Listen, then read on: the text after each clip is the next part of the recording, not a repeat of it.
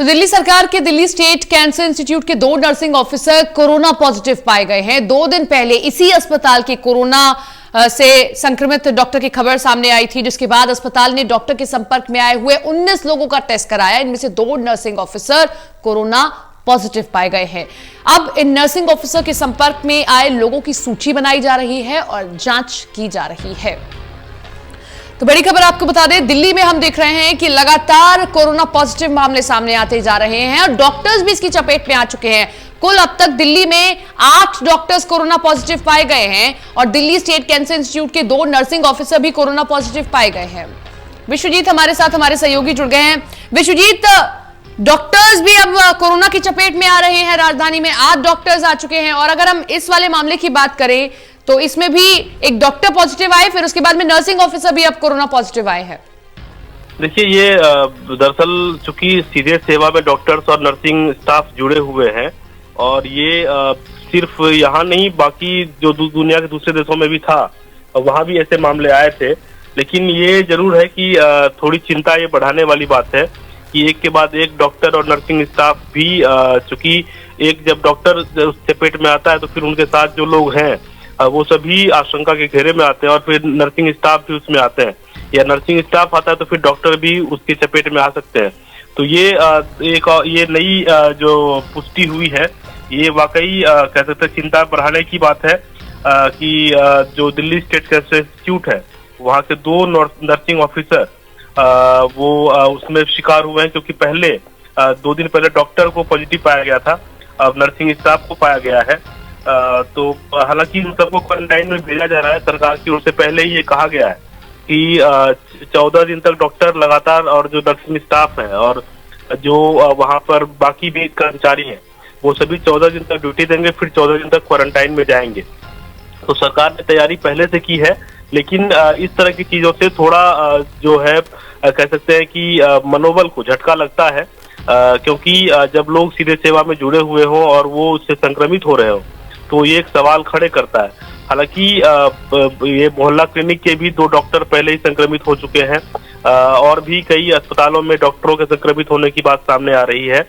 तो जो इलाज कर रहे हैं वो सीधे जुड़े हुए हैं और उनका संक्रमित होना थोड़ी चिंता बढ़ाता है। लेकिन चूंकि सरकार ने पहले से ही इस बात की व्यवस्था कर रखी है कि क्वारंटाइन में उन्हें भी भेजा जाएगा, जो आ रहे हैं वो भी और जो नहीं आ रहे हैं वो भी। तो कह सकते हैं कि तैयारी पहले से है, घबराने की बात नहीं है और जो भी जहाँ जहाँ इलाज किया जा रहा है वो इलाज चलता रहेगा। लेकिन सतर्क रहने की जरूरत जरूर है डॉक्टरों को भी। हालांकि कैसे रहे, ये चूंकि डॉक्टर ही एडवाइस करते हैं, डॉक्टर ही बताते हैं कि आपको क्या करना है, कैसे करना है, कहाँ बचाव करना है, और वो खुद ही चपेट में आ रहे हैं। तो कुछ जो पहले कुछ आरोप लगे थे कि जो किट्स वगैरह उन्हें दिए जा रहे हैं जिससे वो, मैं इसी सवाल पर विश्वजीत आ रही थी कि हिंदू राव के 3 डॉक्टर्स ने हड़ताल तक का ऐलान किया कि अगर हमें अब पीपीई किट मुहैया नहीं कराई गई तो हम इलाज नहीं करने वाले हैं। कल इसको लेकर स्वास्थ्य मंत्रालय से भी सवाल पूछा गया कि आखिर पीपीई की शॉर्टेज क्यों हो रही है, तो उनकी तरफ से ये कहा गया कि 1.5 करोड़ पीपीई का ऑर्डर दे दिया गया है। बावजूद उसके सिर्फ राजधानी नहीं बल्कि देश के अलग अलग इलाकों से डॉक्टर्स इस बात की शिकायत कर रहे हैं कि वो ऐसे मुश्किल वक्त में भी बिना सावधानी किट के काम कर रहे हैं। देखिए, ये हालांकि चिंता की बात है। हालांकि प्रधानमंत्री की तरफ से या कंट्री वाइड कहें कि पीपीई किट और वेंटिलेटर मशीन, सैनिटाइजर और मास्क, ये 4 जो सबसे जरूरी चीज है उसको लेकर कई बार गाइडलाइन जारी किए गए हैं। ऐसी जो कंपनियां जो इसे तैयार कर रही हैं उन सबको छूट दी गई है कि वो 24 आवर काम करें, और कई और भी कंपनियां जो इससे जुड़ी हुई चीजों से काम कर रही थी उन सबको भी यही चीजें तैयार करने के लिए कहा गया है। दिल्ली के मुख्यमंत्री ने भी 2-3 दिन पहले जब अपील की थी, उन्होंने कहा था जो लोग दान देना चाहते हैं, जो पैसे देना चाहते हैं, वो ऐसी चीजें उपलब्ध कराए, चाहे वो पीपीई किट हो, चाहे वो वेंटिलेटर हो या मास्क, सैनिटाइजर की जो बात है वो हो। तो कोशिश की जा रही है कि वो तमाम चीजें दी जाए। हालांकि जो हिंदू राव अस्पताल के डॉक्टर्स है वहाँ पर पॉलिटिकल तौर पर ये कहा जा रहा है कि वहाँ पर तमाम पर्याप्त इंतजाम हैं। डॉक्टर्स को मैदान नहीं छोड़ना चाहिए, पीछे नहीं हटना चाहिए। अगर वो पीछे हटेंगे तो और भी हालात खराब होंगे। लेकिन सवाल यही है कि डॉक्टर्स के पास अगर पूरी सुविधा नहीं होगी तो वो कैसे मरीजों का इलाज कर पाएंगे, क्योंकि डॉक्टर ही अगर पीड़ित होंगे तो फिर वो किसी मरीज के संपर्क में जाएंगे तो वो संभावित होगा, तो वो वाकई कंफर्म हो जाएगा।